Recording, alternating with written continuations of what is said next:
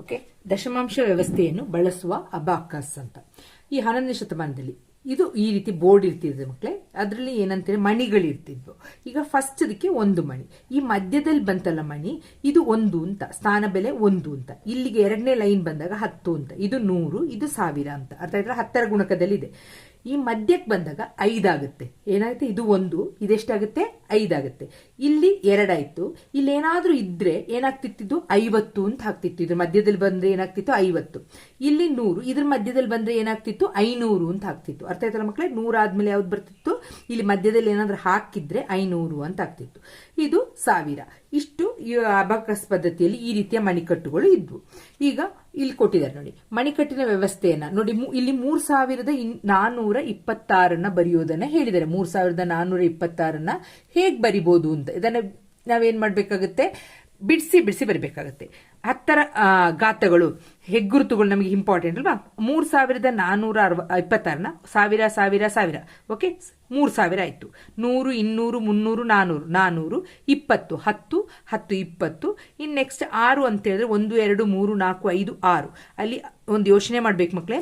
5 ಅಂತ ಹೇಳಿದ ತಕ್ಷಣ ಏನ್ ಮಾಡ್ತೀವಿ? ಮಧ್ಯದಲ್ಲಿ ಬರಿತೀವಿ. ಅರ್ಥ ಆಯ್ತಲ್ವಾ? ಈಗ ಇದನ್ನ ಹೇಗೆ ಬರೆಯೋ ಮೂಲಕ ಮಾಡೋದಾದ್ರೆ ಹೇಗೆ ಮಾಡೋದು ಅಂತ ನೋಡ್ಕೊಳ್ಳಿ. ಚಿತ್ರದ ಮೂಲಕ ಈ ರೀತಿ ಲೈನ್ ಇರುತ್ತೆ. ಈಗ ಇದು 1, ನೆಕ್ಸ್ಟ್ 10, ನೆಕ್ಸ್ಟ್ 100, ನೆಕ್ಸ್ಟ್ 1000. ಓಕೆನಾ? 10ರ ಗುಣಕಗಳು. ನೆಕ್ಸ್ಟ್ ಇಲ್ಲಿ ಎಷ್ಟು ಕೊಟ್ಟಿದ್ದಾರೆ? 3000. ಓಕೆ, ಫಸ್ಟ್ ಇಲ್ಲಿಂದ ಬರೋಣ. 1 2 3 4 5 6 ಅಂತಿದ್ರೆ 6 ಅಂತಿದ್ರೆ ನಾವು 5ಅನ್ನ ಇಲ್ಲಿ ಬರಿತೀವಿ. ಇಲ್ಲಿ 1 ಬರೆದ್ರೆ ಎಷ್ಟಾಗುತ್ತೆ? 5 1 6 ಆಗುತ್ತೆ. ಅರ್ಥ ಆಯ್ತು ನಮಗೆ? 5 ಬಂದ್ರೆ ಮಾತ್ರ, 5ಕ್ಕಿಂತ ಜಾಸ್ತಿ ಬಂದ್ರೆ ಇಲ್ಲಿ ಬರ್ಕೊಳ್ಳೋದು. ಓಕೆ, 6ಅನ್ನ ಹಿಂಗೆ ಚುಕ್ಕಿ ಹಾಕೋದು ಬೇಡ. ಇದು 5, ಇದು 1. ನೆಕ್ಸ್ಟ್ 20 ಅಂತಿದೆ. 10ರ ಗುಣಕ 20 ಅಂತ ಹೇಳಿದ್ರೆ 2 ಈ ರೀತಿ ಹಾಕೊಳ್ಳೋದು, ಮಣಿಗಳನ್ನ ಹಾಕೊಳ್ಳೋದು. ಆಗ ಇದೆಷ್ಟಾಯ್ತು? 20.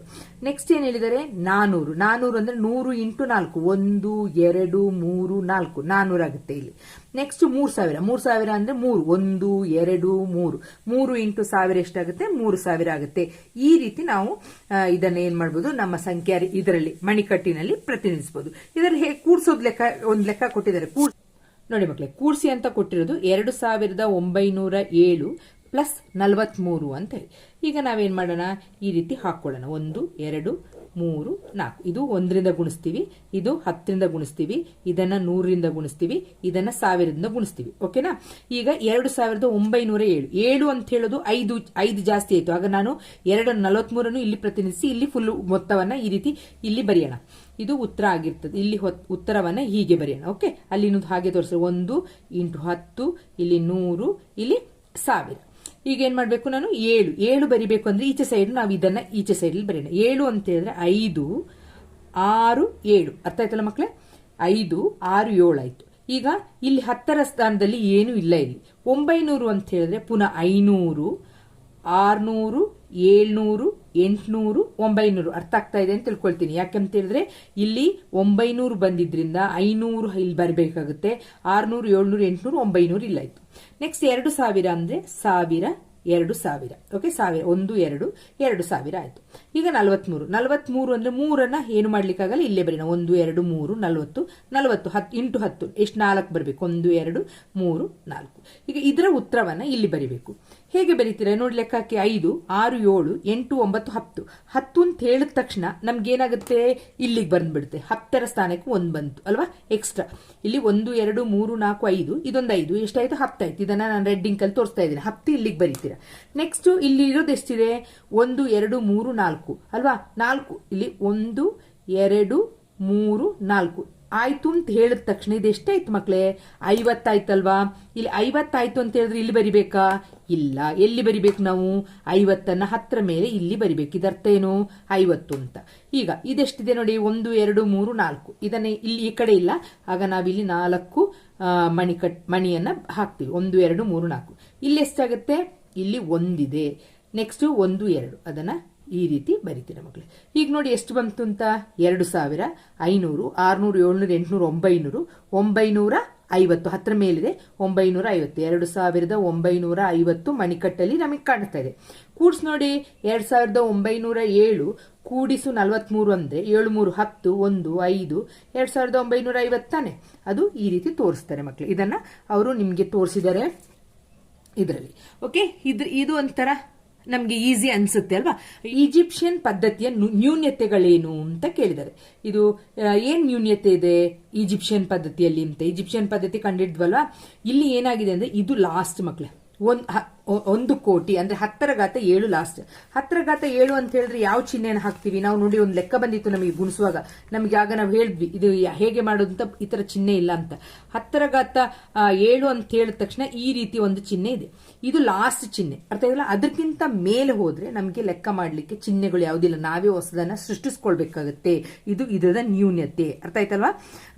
ಎಲ್ಲವೂ 10ರ ಗುಣಕ್ಕಾಗಿ ಮುಂದಕ್ಕೆ ಹೋಗುತ್ತೆ. ನಾವೇನ್ ಮಾಡ್ಬೇಕಾಗುತ್ತೆ, ನೆಕ್ಸ್ಟ್ ಅನ್ನ ಇದ್ ಮಾಡ್ಬೇಕಾಗತ್ತೆ ಅಂತಿರೋದು ಇದರಲ್ಲಿರುವಂತ ಚಿಹ್ನೆಗಳನ್ನ ಕಂಡುಹಿಡಿಬೇಕಾಗುತ್ತೆ ಅಂತ.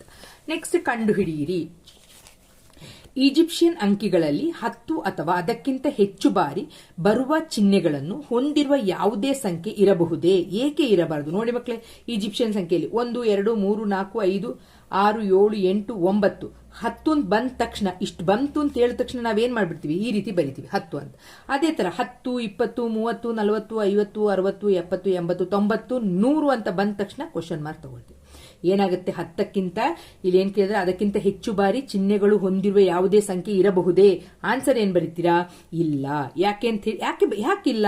ಯಾಕೆ ಅಂತ ಹೇಳಿದ್ರೆ 10ರ ನಂತರ ಅಲ್ವಾ, ಈಜಿಪ್ಷಿಯನ್ 10ರ ಏನಂತ ಬರೀತೀರಾ, ಅಂಕಿಗಳು 10ರ ನಂತರ ನೆಕ್ಸ್ಟ್ ಹೆಗ್ಗುರುತು ಬರ್ತದೆ. 10ರ ನಂತರ ಮುಂದಿನ ಹೆಗ್ಗುರುತು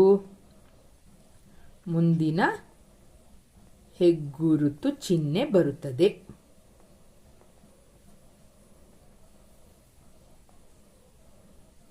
ಓಕೆ, ಅಂಕಿಗಳಲ್ಲಿ 10ರ ನಂತರ, ಈಜಿಪ್ಷಿಯನ್ ಅಂಕಿಗಳಲ್ಲಿ 10ರ ನಂತರ 10 ಬಾರಿ ಬರೆದ ನಂತರ ಅಂತ ಬರ್ಕೊಳ್ಳಿ. ಬರೆದ ನಂತರ ಮುಂದಿನ ಹೆಗ್ಗುರುತು ಚಿಹ್ನೆ ಬರ್ತದೆ ಅಂತ ಬರಿತೀರಾ, ಅರ್ಥ ಆಯ್ತಲ್ವಾ. ನೆಕ್ಸ್ಟ್ ಪ್ರಶ್ನೆ ಏನ್ ಕೇಳಿದರೆ, ನಿಮ್ಮದೇ ಆದ ಆಧಾರ 4ರ ಸಂಖ್ಯಾ ಪದ್ಧತಿಯನ್ನು ರಚಿಸಿ 1ರಿಂದ 16ರವರೆಗೆ ಸಂಖ್ಯೆಯನ್ನು ಪ್ರತಿನಿಧಿಸಿ ಅಂತ. ನಿಮ್ದೇ ಆಗಿದ್ ಬರಬೇಕಂತೆ. 4⁻0 ಏನು? 4⁻0 1. ಅದಕ್ಕೆ ಏನಾದ್ರು ಒಂದು ಚಿಹ್ನೆ ಕೊಡೋಣ, ತ್ರಿಭುಜ ಕೊಡೋಣ. Okay, next 4⁻1. 4⁻1ಕ್ಕೆ ಏನ್ ಚಿಹ್ನೆ ಕೊಡೋಣ? 4⁻1 ಅಂದ್ರೆ 4.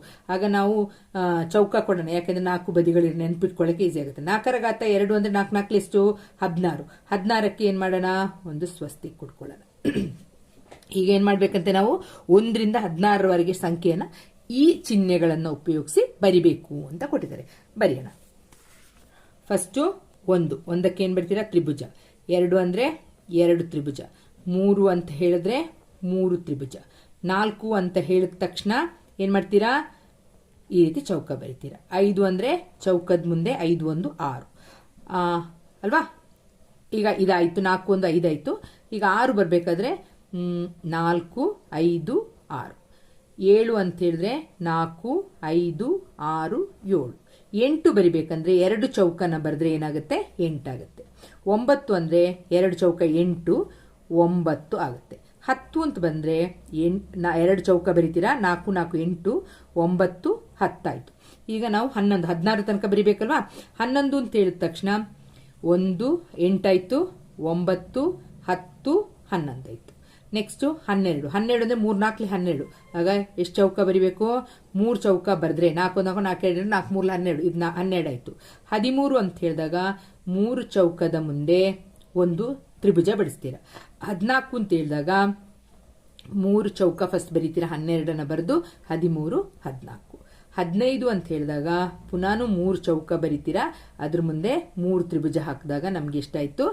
15 ಆಯ್ತು. ಈಗ 16ಕ್ಕೆ ನಾವು ಒಂದು ಕಂಡು ಇಟ್ಕೊಂಡ್ಬಿಟ್ಟಿದ್ವಿ, ಏನು ಸ್ವಸ್ತಿಕನ ಬಿಡಿಸ್ತೀವಿ. ಈ ರೀತಿ ಬಿಡಿಸಿದ್ರೆ ಇದೆಷ್ಟಾಯ್ತು? 16 ಆಯ್ತು. ಅಷ್ಟೇ ಹೇಳಿದ್ರು, 16 ಪ್ರತಿನಿಧಿಸಿ ಅಂತ ಅಷ್ಟನ್ನ ಬರೆದಿದ್ದೀವಿ. ಓಕೆ, ನೆಕ್ಸ್ಟ್ ನಾವು ರಚಿಸಿದ ಆಧಾರ 5 ಪದ್ಧತಿಯನ್ನು ಕೊಟ್ಟಿರುವ ಸಂಖ್ಯೆಯನ್ನು 5ರಿಂದ ಗುಣಿಸಲು ಸರಳ ನಿಯಮವನ್ನು ನೀಡಿ ಅಂತ.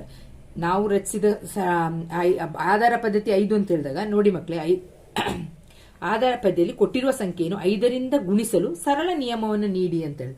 ಈಗ ನೋಡಿ ಮಕ್ಕಳೇ, 5ರಿಂದ ಗುಣಿಸಿದ್ರೆ, ಓಕೆ, ಇದರಲ್ಲಿ 5ರಿಂದ ಗುಣಿಸಿದ್ರೆ ಏನ್ ಬರ್ತದೆ? ನೆಕ್ಸ್ಟ್ ಹೆಗ್ಗುರುತು ಬರ್ತದಲ್ವಾ.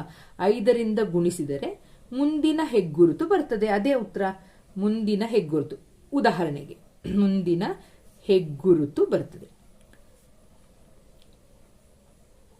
ಓಕೆ, ಅಲ್ಲಿನ ನಾವು ಮೊದಲನೇದಕ್ಕೆ ಏನ್ ಮಾಡಿದೀವಿ, ತ್ರಿಭುಜ ಅಂತ ಬಿಡಿಸಿದೀವಿ. ಹೌದ್ ತಾನೆ? ಮೊದಲನೇದಕ್ಕೆ ಒಂದಕ್ಕೆ ತ್ರಿಭುಜ ಅಂತ ಬಿಡಿಸಿದೀವಿ. ಆಗ 5ರ ಘಾತ ಇದು 5ರ ಘಾತ 0. ನೆಕ್ಸ್ಟ್ 5ರ ಘಾತ 1 ಅಂತ ಹೇಳಿದ ತಕ್ಷಣ ಯಾವ ಚಿಹ್ನೆ, 5 ಬರ್ತದೆ. 5ಕ್ಕೆ ಯಾವ ಚಿಹ್ನೆ ಕೊಟ್ಟಿದೀವಿ ನಾವು, 5ಕ್ಕೆ